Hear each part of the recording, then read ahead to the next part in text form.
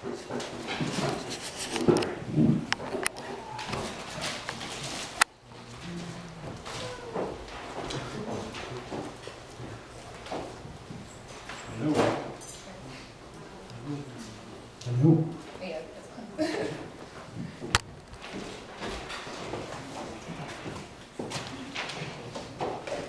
evening, everyone, and thank you for making it out to our Black History Month event.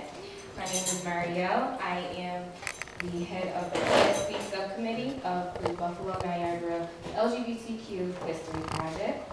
A little bit, I want to thank our co-sponsors at the Mocha Center, as well as Joanna Dominguez, our event photographer in Sugar City. And we would like to present this event in homage to Buffalo's ballroom scene. Tonight we will open our presentation with some video footage, followed by a lecture from the legendary Ebony. We will intermingle some more video footage and have some commentary from Ebony, and we will close the event with a Q&A with Ebony and the audience yourselves. So right now I would like to pass the mic to our History Project co-founder, Adrian.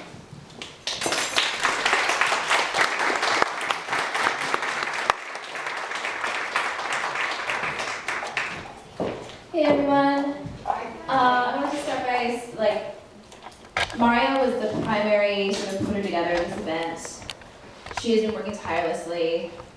She's fantastic. Let's all give her a hand.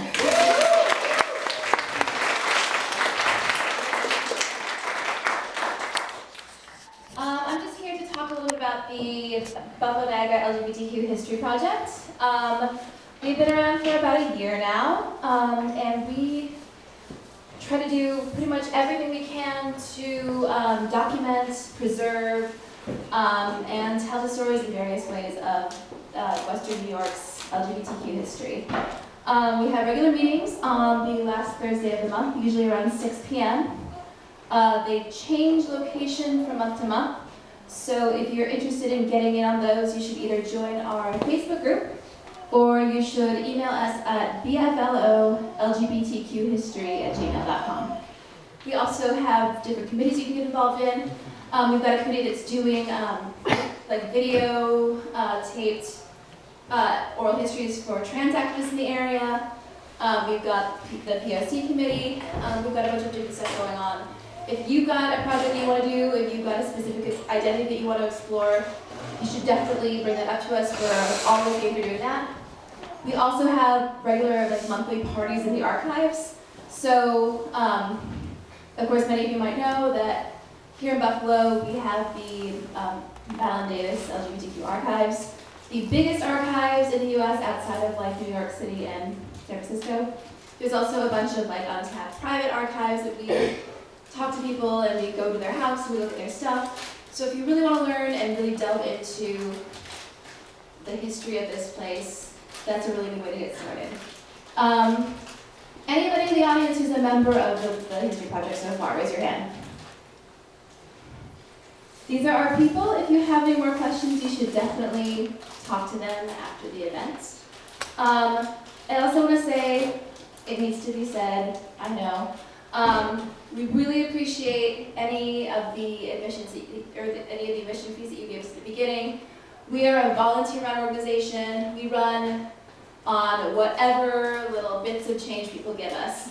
So if you want to reach deeper into your pocket and you want to give us a little bit more, we would be super grateful because we cannot do events like this without every little piece of change that it takes. I think that's about it. Without much further ado, let's get started with the event.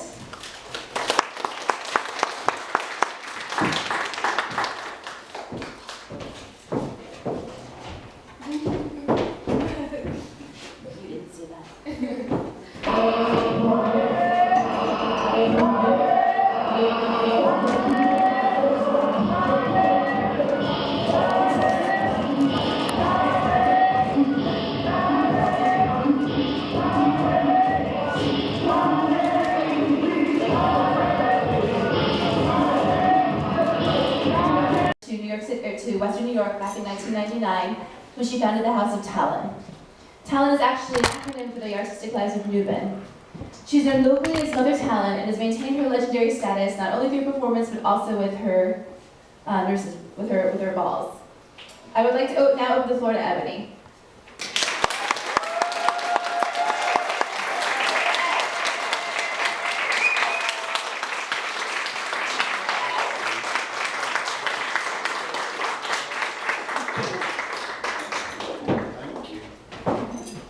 Y'all gotta get some stairs in here. Hi, everyone. Hi. Let me shit. Honey, I can stand and practice that. Like she said, I am Mother Ebony Talon. I started the ballroom scene back in 1999. Now, how I got introduced to the ballroom scene was through a documentary called Paris is Burning. So if any of you are familiar with it, it gives you history of how ballroom started back in the late 70s in New York City. Now, originally, you know what? My voice is deep enough, I don't need that. Originally, ballroom started, it was like a pageantry type thing. And ballroom basically was for drag queens, and there were pageants. But how the categories got started, there was this one legendary butch queen. Butch queen is an acronym for a gay male. That's the term we use in ballroom. There was one legendary butch queen by the name of Erskine Christian. I know I'm not saying it right, but along those lines. He was so beautiful. So flawless looking, lovely. The girls loved him. And he's the one that opened up the categories for butch queens. Now, the way ballroom, well, let me just explain my history. When I was 18, I'm 42, I had seen Paris is Burning. Now, mind you, I was still in high school. But once I seen it, it was like I was traumatized. Because they were doing voguing and runway walking, and they had all these categories, and they had all these beautiful transgender women. And that was one of the reasons why I transitioned. Because of a lot of the legendary girls, a lot of them aren't here, like Octavia St. Laurent. It's so many of them. If you, like I said, if you Google Paris is Burning, you can see all of that. But that's how I got started in my transition. But also, too, I had said I wanted to be a part of that life. So I did the right thing, and I finished high school. I did, because I had to do that. Because I ran away from home when I was like 17. So I was smart enough to finish school. So once I finished school, I said I'm moving to New York City. Now, for those that are familiar with New York, you know it's very expensive. Here I am, 20, had no clue. All I knew was I wanted to be in New York. I wanted to find ballroom. So I worked, I saved my money, $2,000, which is nothing. I moved to New York City with $2,000. I lived in the YMCA for almost a year. But moving on with the ballroom scene, the first thing I did when I got off that Greyhound, I went to the Village. It was 7 o'clock in the morning. I wanted to find Christopher Street. Because I was told Christopher Street is where the girls hang out, you know, it'll lead you to the pier. So I was ready. And back in them days, we had lockers, they had lockers and stuff in the bus station. So I wanted to put my stuff in the locker until my hotel room was ready. I went to the Village. I'm walking, I didn't know where I was going. I started to see flags everywhere. I said, I know I'm in the land. I'm in the land of the lovely. So, what I wound up doing, I wound up moving to New York after, you know, going a few times. I had started going to what they call mini balls. Now what a mini ball is basically, it's a shorter version of an actual ball. And what they do in New York City is they have like these events every week, once a week. And they're small events. And it's sort of kind of like a practice for the younger kids or people that's just getting into ballroom to prepare them for the main ballroom scene. And basically, I mean, it's like ballroom is divided up into so many different categories. You have butch queens, which are the gay males. You have butch queens in drag, which are the gay males that get dressed in drag from time to time. You have the femme queens. Like I would be considered a femme queen in the ballroom scene because I am a transsexual. Then you have the butches, which are the gay women that are masculine. And it's like you have so many different categories because, you know, everybody can vote. So everybody can do runway. Everybody can get dressed up in drag. So what they wind up doing is breaking the categories to where everyone could participate. And then you have those that just come to spectate. And ballroom scene, it just had got so wide and so well known, they even had a category called Best Dressed Spectator. Meaning that you just came to watch, but you're done from head to toe. That's how it goes.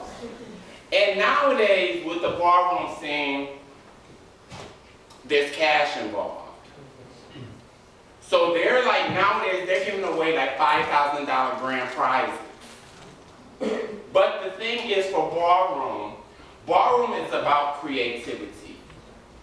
This is our gay Hollywood. What we can't do out in mainstream America, we come to ballroom to live the fantasy.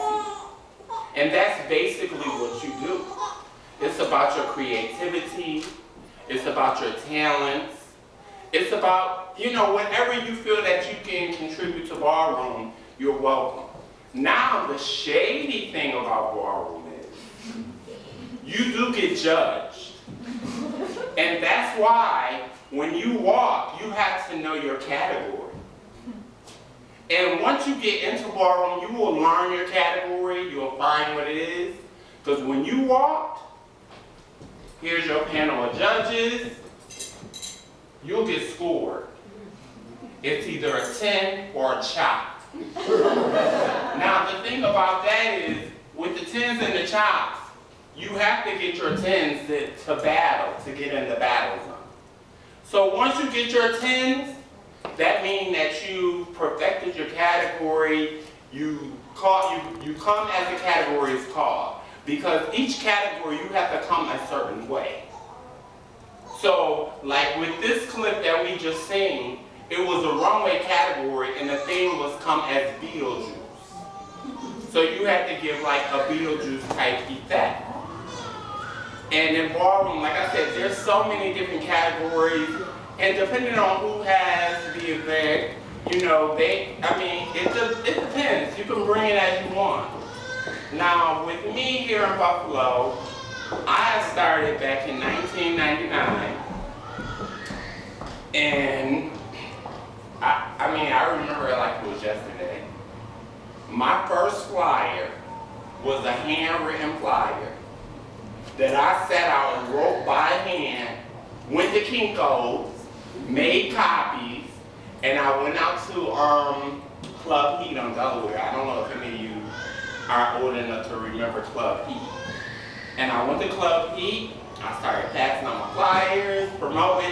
Everybody had no clue, because they hadn't seen Paris is Burning. So everybody was like, well, what is this? I was like, it's a ball. Do we have to dress up? Do we have to wear tuxedos and gowns and things like that? I said, no. It's like going to the club. You dress as you want. Then I had, basically the flyer is like instructions to the ball. It'll tell you what category costs for what, how you're supposed to look, and how much cash is given away for it. Now, you know, I had the first ball. It was a success, excuse me.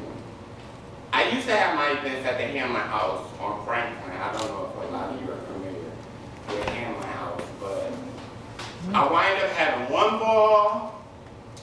It turned out great. I had another one, so on and so forth. Here I am, 18 years later. I'm still legendary. Everyone knows me as Mother Talon. And this is like, I don't know, this ballroom, even though some people may look at it as a fantasy world for us, but ballroom can lead you, it can lead you into stardom, into Hollywood. Now, I don't know if a lot of you are familiar with Lee Daniels. He's a producer. He produced Empire, the show Empire. Now there's a spin-off show called Star. And one of the cast members in this show is Amaya Scott. Amaya Scott is a legendary transgender woman who walked the face. She's beautiful. She made her way to Hollywood through ballroom. And that's why I try to tell like a lot of the younger generation that's coming up into us in New York, trying to figure out ballroom, is you can make it something. It doesn't have to be just where the girls get together. If you're into it and if you feel like this is your craft, you never know who is watching. I'll give you another little history lesson. Vogue, Madonna didn't start that. There was a young child named Javier Extravaganza who started Vogue on the pier in New York City. Someone went back and told Madonna about this young kid. She went to New York and she found him. And he's in that Vogue video. See, she brought it to the forefront. But we started it underground, on the pier in New York City. And you know how voguing, where voguing comes from? Does anyone have a clue? No. Think about it. What's your idea of where Vogue came from? Runway modeling? You got it right. Yes. Basically what it is, Vogue started from the magazine. And what the kids used to do is the poses that they made in the magazine, they did it to music on the floor. And the purpose of voguing is, it's about your movements. No touching, you know, and it's just your creativity. And that's basically what ballroom is about, creativity. You know, and like I said, I mean, that's the opportunity for when kids can come out, create their costumes. Like you've seen a lot of them different looks that they had on that floor. It's about your costume, you know. And like I said, this is our gay Hollywood. So, you know, and I'm glad that I was introduced to ballroom. I'm glad that I found it. I'm still active in the scene. And actually, this event here tonight has kind of got me inspired to want to host an event soon here in this building. Great. And I would love for all of you to show up when it does happen. And how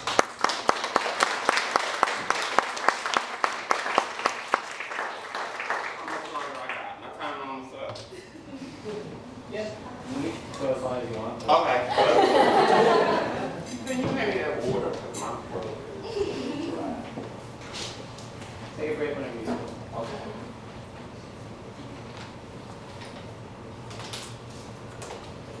Oh, thank you. Now, before I forget, because it's on my mind and I see these two people, I want to introduce two individuals that's in the room that's part of the Western New York ballroom scene. They're also MOCA staff. And I just want to bring them to the forefront so you guys can see them.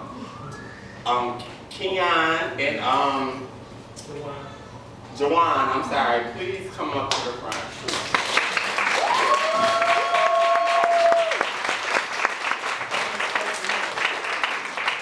And if you guys could just let everyone know what you guys do and you know how you guys are a part of Western New York Ballroom. Okay. I know it was unexpected, but hey, it's okay. So I'm the one, I'm the community health specialist at the Mocha Center, so I'm in charge of the programming and just the whole shebang. I also do HIV testing, so come see me. Hello everyone, my name is Kenyon. I also work at the Mocha Center. We are located at 1092 Main Street between Summer and North. I am the HIV testing and counseling specialist at the Mocha Center. We both are cross-trained, so we both do about the same thing, but he does do a lot of the community events. He's very good at what he does, so am I, so you guys come visit us at the Mocha Center. I got started in ballroom. So right after high school, after I graduated out of high school in 2004, I found my little gay life. I was still searching for And that's when ballroom was really, really going. Ebony balls, other people started throwing balls around Western New York, and that's where I found my light to the ballroom scene. And I was actually the house mother of the House of Ballroom. And we'll get to what houses are and mother and father and all that in a bit. Yeah. Then after I venture off into become a part of the House of Boyette, which was a local ballroom house in Western New York, near Seas. Also, that's where I was found, I guess. I became a member of the House of Boyette as well. Our house father is named Lanier Boyette. He is a hairstylist and he's owner-operator of Garden Beauty, which is located at Main Street across from Burger King. What's that, Main and Utica? So that was our house father. And I also, after I left his house, I became a member of the legendary House of Blonde. I don't know if you guys remember the first clip. It was hollering Blonde. I don't know if you guys heard that portion, but I was a part of that legendary house. And when they yell out like that, what that is called is chanting. Yeah.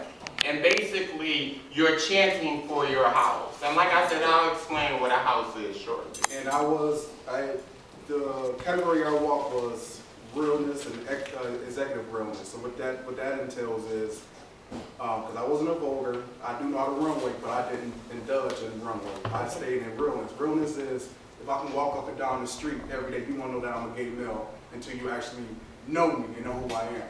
So that's just like a kind of like a perception, I guess. But you would never know unless you knew me and you know who Kenyon is. So if I walk, I can walk up Niagara, just walk my headphones on. They would say, well, that's a gay guy. So that was kind of the category that I walked, and that was a huge category. That still is a huge category. So. And I walked Butch Queen up in drag, which is still a huge category. Ebony explained it earlier, when a gay man get up and drag. That was me, and I also walk hand performance, which is, it's Vogue, but without the dipping on the ground and all that. Yeah, it's like voguing, like sitting down, and just basically moving your hands. That's what it is. Don't let him fool you. He can vogue too. You left that part out. So that was our life in ballroom. We're actually going to New York City this week to go to the House of Ebony. Oh yeah, it's their 35th. The House of Ebony is hosting their 35th annual ball. Yes, and it's like a big event. It's Yeah, really they'll be there next so we'll be spectators. Yeah. We're not walking. So yeah, that was basically, yeah. Well, all right. Thank you guys.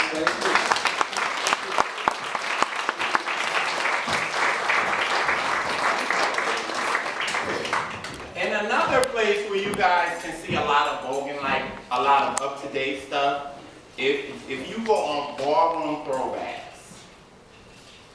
that will show you a lot of events. Actually, the Ebony Ball might be on Ballroom Throwbacks after. So remember that, Ballroom Throwbacks. You go on there and you can find out when, whatever, wherever a ball is given. Now, like, they were saying like about the houses. Now, ballroom basically, how they used to consider it back in the day, it's like a gang, but it's gay. We're all gay. And like they say in Paris is Burning, instead of street fighting, what the kids do is they go to the bar and they battle on the floor. And they battle for the trophy, they battle for the cash, or whatever else they're doing. Now, basically, a house consists of a mother and a father. And usually how houses got started is, you know, back in the day, like when kids used to come out to their families, and I don't know if a lot of you experienced that. I experienced it myself as a trans woman. You get neglected. Your family rejects you, they kick you out, you have nowhere to go. And so these kids back in the day, they were kicked out of their house, they were sleeping on the pier, you know, hungry, nowhere to go. That's when you find mother. The mother usually is the strongest one. She's the most popular. She has all the knowledge. And the mother will take these children in, and they start a house. And it was like, the first few houses, I believe, they were, I don't know, they were named, some were named after famous ball walkers. Now these were the transgender women that used to walk the pageants. And they made a name for themselves. And that's how they started their houses. But coming up to date, now houses are named after famous designers. Like you have the house of Mizrahi, you have the house of Gucci, and there's Extravaganza, there's Prada, so on and so forth. There's so many, I can't name all of them. But when I had started my house, it was me and it was like 2 other individuals. And basically, they had no clue. And I had to basically coach everyone here in Western New York that's part of the ballroom scene, just to give them an idea of what's going on. And the thing about it, and I don't want to make it seem like ballroom is segregated, but there's predominantly, ballroom consists of predominantly Black and Latinos. And I would love to see other nationalities participate.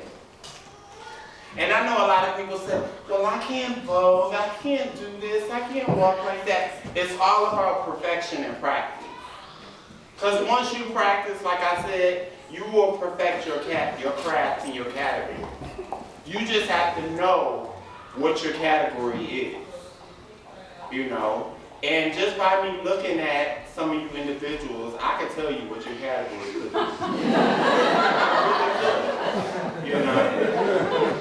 So, I mean, and that's just basically, like I said, that's just how I got started. And I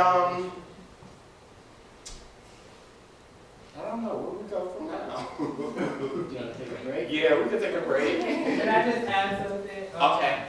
Ballroom, she gave y'all the most of it. Ballroom, like she said, was a pageant thing. It was actually, it was started by the Caucasian girls who didn't want the African Americans around. One of the African American people found out what it was and brought it and flipped it to what it is now. And like ballroom is, what, almost 40, 50 years old. And like we were saying, the legendary House of Ebony, they're having their 35th anniversary ball. And it's gonna be a big event. And if I would have prepared for it early enough, I would be going too. But I mean, ballroom has gotten so mainstream to to where it's in Paris now. Yeah. You know, they even have a Paris ballroom scene. So like I said, I mean, you guys are all on social media. Just Google. You know, just Google ballroom throwbacks, Vogue, whatever, and it'll land you to where you need to be. So we'll take a break, and I shall be back shortly.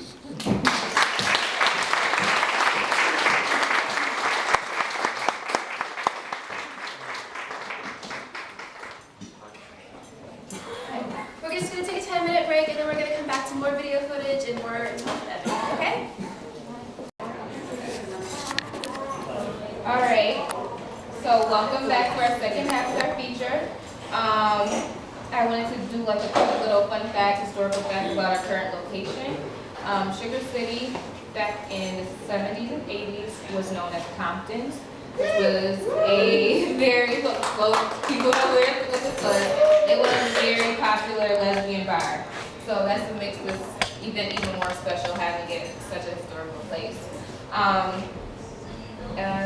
So with that being said, we will begin our second video feature, and then we'll have more with Ebony.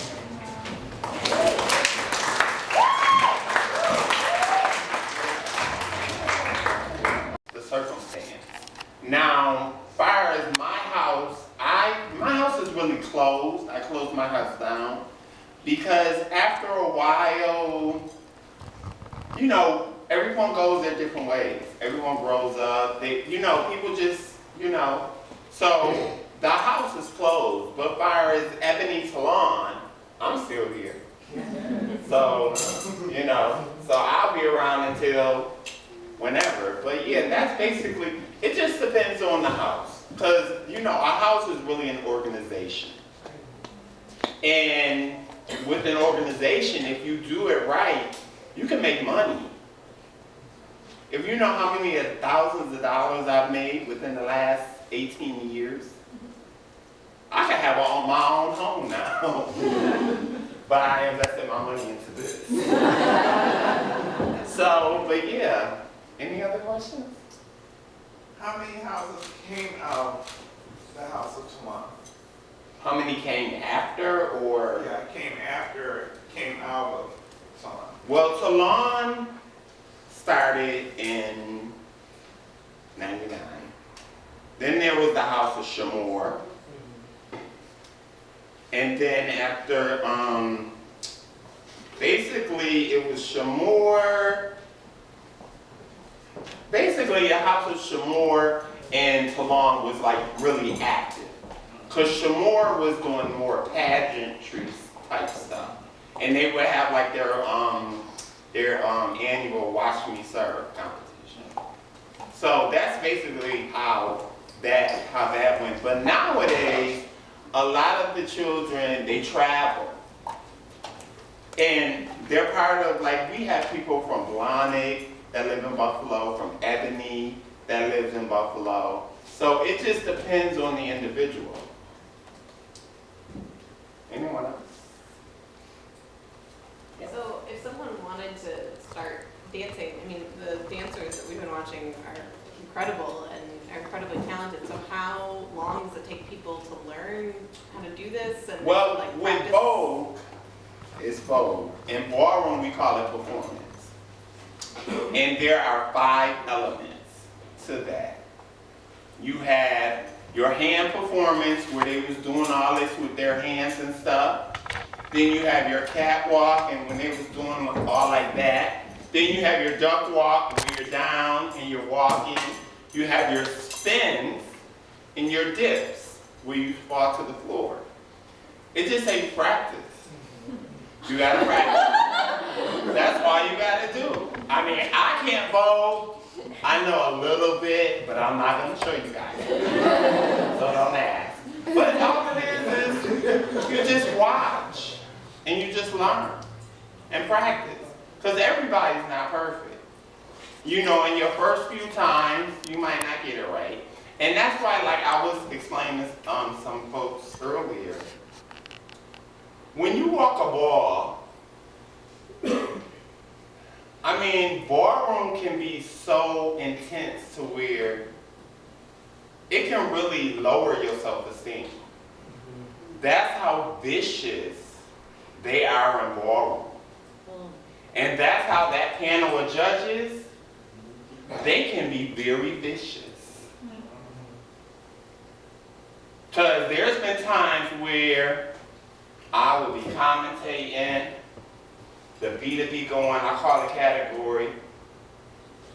Here comes somebody, wait, stop the beat. And I say it just like this, Miss Thing. Now the category said, come with red, white, and blue. Not your street clothes, chop. That means you can't, that's just, and it's not being mean on purpose. That's just basically the rules of ballroom. You have to come as a category, especially if they're giving away $1,000. You gotta come as the category is called, and you gotta do it right. Because I won't be giving away my $1,000 if you're not doing it right. So that's basically how, voguing goes. And that's pretty much with any other category. And like I was also explaining earlier too, like not here in Western New York, but in other cities, they have women that vote. Just like the way they were doing up there are women that are in the ballroom scene that vote. And one major event, the House of Latex, they have their annual ball every year in New York City. And Latex, the House of Latex is sponsored by the Latex Condom Company.